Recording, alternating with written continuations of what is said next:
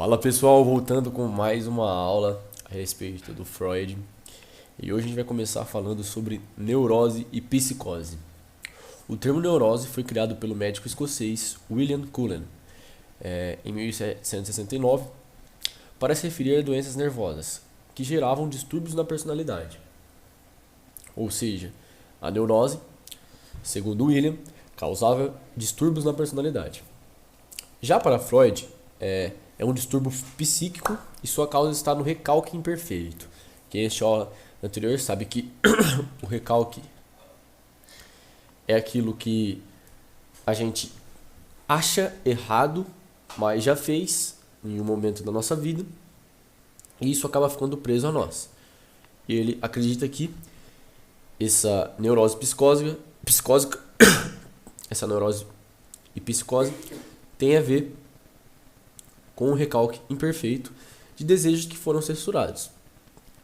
Forma como as pessoas relacionam-se consigo mesmas e como reagem à vida. Esses desejos que foram aprisionados no inconsciente procuram meios de se manifestar, e esses meios acabam sendo justamente os sintomas neuróticos. Isso acontece porque o ego é incapaz de lidar com esses desejos reprimidos sem sofrer.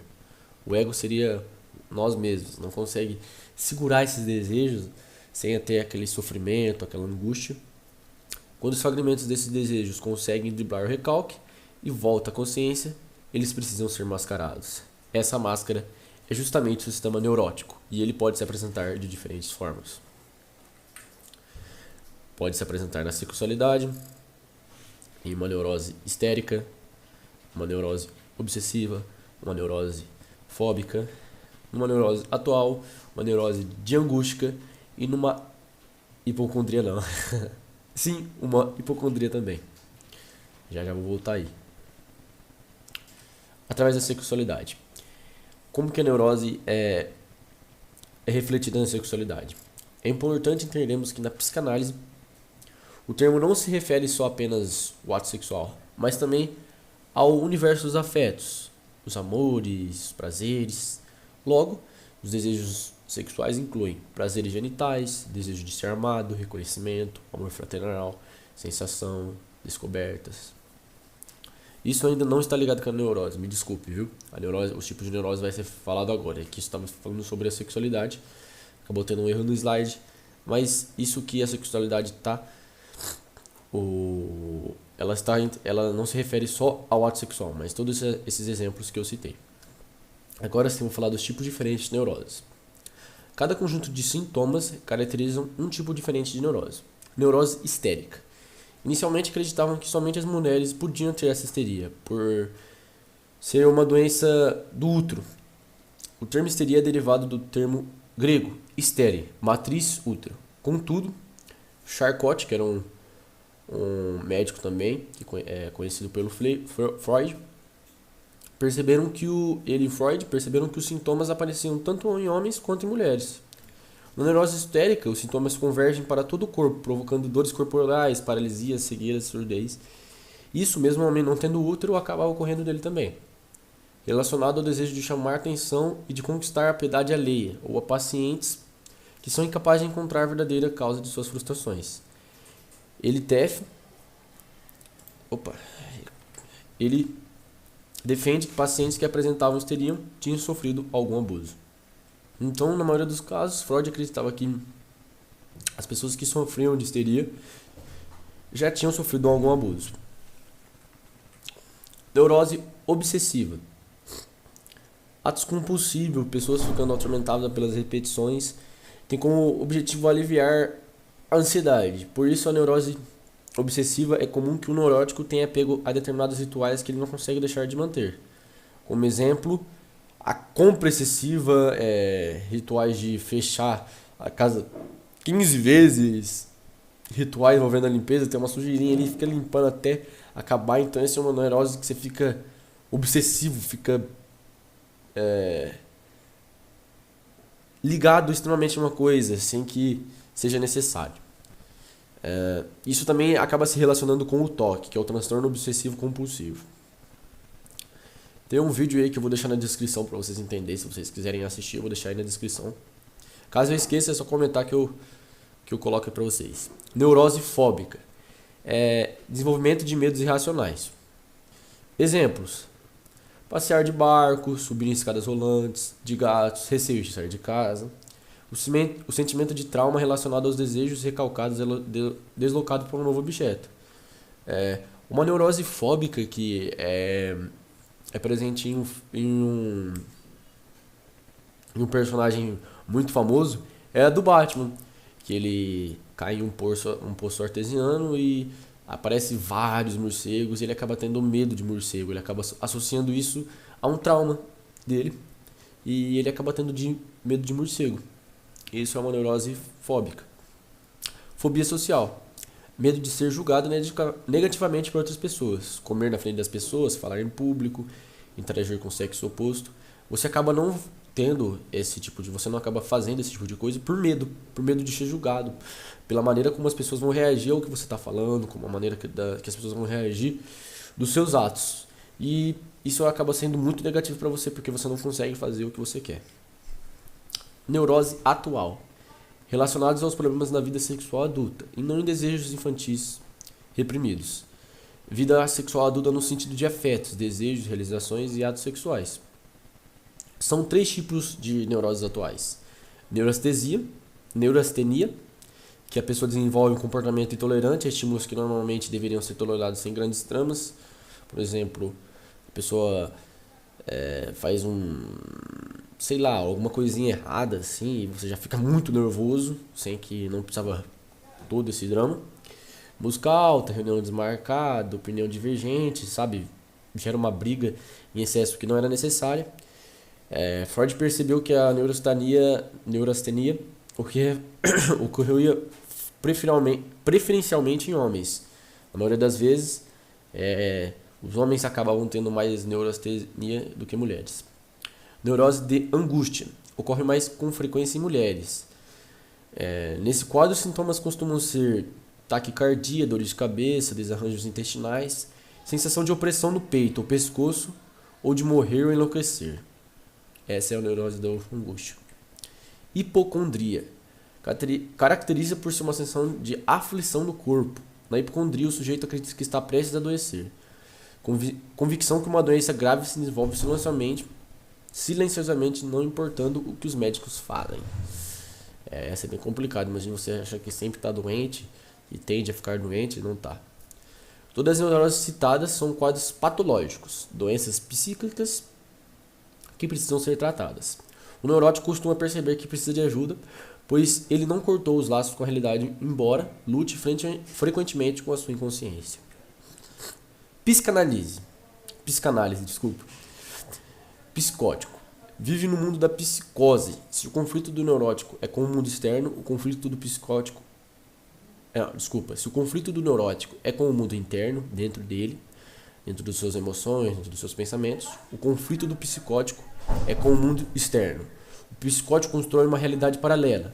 As psicoses têm origem orgânica, ou seja, por algum motivo, certos grupos de neurônios estariam se relacionando de maneira anormal. A neurose afeta pouco a personalidade e a autonomia intelectual.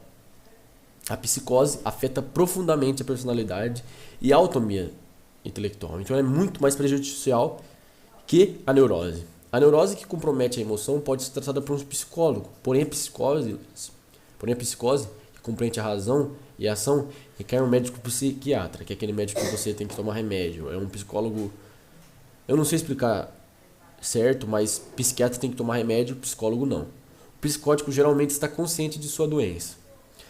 Classificação das psicoses em 3 grupos: paranoia, esquizofrenia, alterações severas do humor, que seria a bipolaridade. Paranoia. Na paranoia, o grande sintoma é o delírio, um transtorno de personalidade delirante. Seu delírio não compromete seu convívio social, sendo com ele compatível. Neste caso, o psicótico pode ter delírios de ciúmes, grandeza e perseguição. Mesmo assim, ele pode conviver socialmente e não ter a necessidade de ser apartado, a não ser em casos extremos, que aí tem que enviar para um hospital para pessoas que têm esse tipo de problema. Esquizofrenia. A esquizofrenia por sua vez, é mais destruturante no que diz a respeito aos laços sociais. O esquizofrênico tende a estranhar-se a si mesmo, ou seja, parece haver um afastamento da própria personalidade, ao ponto de não se reconhecer mais no espelho. O delírio da esquizofrenia é incompatível com a realidade, podendo haver, inclusive, a presença de alucinações. Um exemplo bom de esquizofrenia é o Tarso, de uma novela. Quem assistiu o Tarso, ele achava que tinha rato na piscina, ele se olhava no espelho e via outra pessoa, ele não conseguia se sentir como ele mesmo. É muito complicado essa doença psicótica. E vamos passar para a próxima. Transtornos de humor. Um transtorno de humor é diagnosticado quando a tristeza ou euforia é excessivamente intensa. É acompanhada por determinados sintomas típicos e compromete a capacidade funcional, física e social e no trabalho. Nas alterações severas de humor, há um forte empobrecimento, sentimento de apatia e desmotivação. A pessoa pode permanecer inerte em horas num canto qualquer da casa. A mudança do comportamento é súbita, mas o indivíduo não percebe sua alteração ou atribui a algum fator do momento. O senso crítico e a capacidade de avaliação objetiva das situações ficam prejudicadas ou ausentes. Neuroses de transferência. Faz parte do cotidiano. Boa parte dos nossos relacionamentos envolve algum nível de transferência. O termo transferência foi utilizado por Freud pela primeira vez em 1900, no livro A Interpretação dos Sonhos. Parte dos acontecimentos que se desenrolam ao longo do dia são transferidos para o sonho e retrabalhados pelo inconsciente. Transferência de alegria, tristeza, angústias vivenciadas ao longo do dia. O consciente, além de transferir a experiência do dia para os sonhos, ele faz outro tipo de transferência. Nesse outro tipo, o consciente dos pacientes transfere sentimentos vividos por relacionamentos do passado para a pessoa do analista. A partir do momento, o paciente começaria a depositar em Freud sentimentos que ele tinha por seus pais, amigos e outras pessoas do passado, em um processo totalmente inconsciente. O que é essa neurose de transferência? Ao dormir, você passa várias situações ocorridas, desenvolvidos dentro do seu sonho, e assim, o psicanalista tem como objetivo fazer você falar isso para ele poder interpretar o que está acontecendo com você naquele momento, seja por algum problema psicológico, algum problema emocional, e assim, ao você falar, você vai liberar suas angústias, seus problemas de uma forma inconsciente. O processo de transferência desses afetos ocorre em diferentes relações, isso não somente na relação entre paciente e analista. Ao longo da vida, as pessoas transferem seus afetos vividos na infância para outras figuras, que passam a ser depositárias desse afeto. Processo inconsciente de formas de se relacionar com as pessoas. Na medida que Freud percebe esse processo, ele passou a identificar uma ponta para o tratamento dos conflitos neuróticos. Por que ele vê essa porta para tratamento? Porque ao a gente passar um afeto da infância para um afeto na fase da nossa vida adulta, a gente tem uma fase e essa fase pode ser conturbada. Assim, Freud conseguiria analisar e prever o que essa pessoa tem. Freud e a educação. Freud considerou por vários anos que a educação escolar poderia ser uma aliada poderosa da psicanálise. Ele acreditava que uma educação voltada para o esclarecimento das questões relacionadas à sexualidade preveniria a instalação de muitas neuroses. No final de sua vida, contudo, Freud não acreditava mais nisso. Para ele, a educação teria pouco a oferecer nesse sentido. Sua filha, porém, Anna Freud, pensava diferente. Dedicou a difusão da teoria psicanalista na formação de professores. Eu acredito que sim, a educação pode ajudar as crianças a não desenvolverem transtornos neuróticos, e sua filha Anna Freud fez o correto em se dedicar para a teoria psicanalítica na formação de professores. Professor e aluno.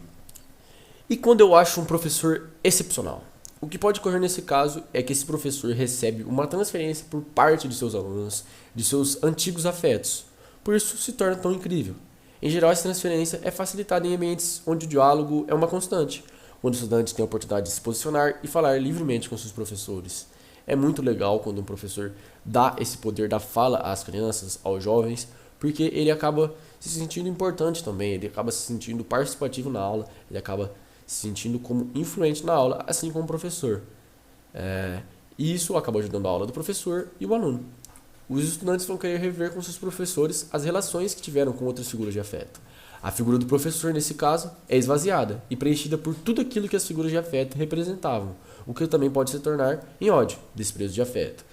Outro caso também, ó, eu citei um exemplo positivo, mas pode ocorrer também de uma criança ver o professor como uma pessoa totalmente ruim, como aquele pai que repreende. E pode acontecer isso também. Transferência e aprendizagem. A transferência pode ser um bom estimulante para a aprendizagem, na medida em que o aluno investe nessa relação e busca seu reconhecimento a partir dos estudos. Neste caso, o peso das palavras de um professor se reveste de uma autoridade que o inconsciente dos alunos lhes confere. Ou seja, o professor fala assim, vocês têm que estudar. O aluno estuda, reflete em boas notas e assim há um consciente positivo em relação a essa transferência de aprendizagem. É isso, pessoal. Obrigado por assistirem até aqui. Se vocês assistiram até aqui, provavelmente assistiu, né? Porque tá ouvindo minha voz agora, né? Deixa o like. E é isso aí. Falou. Fui!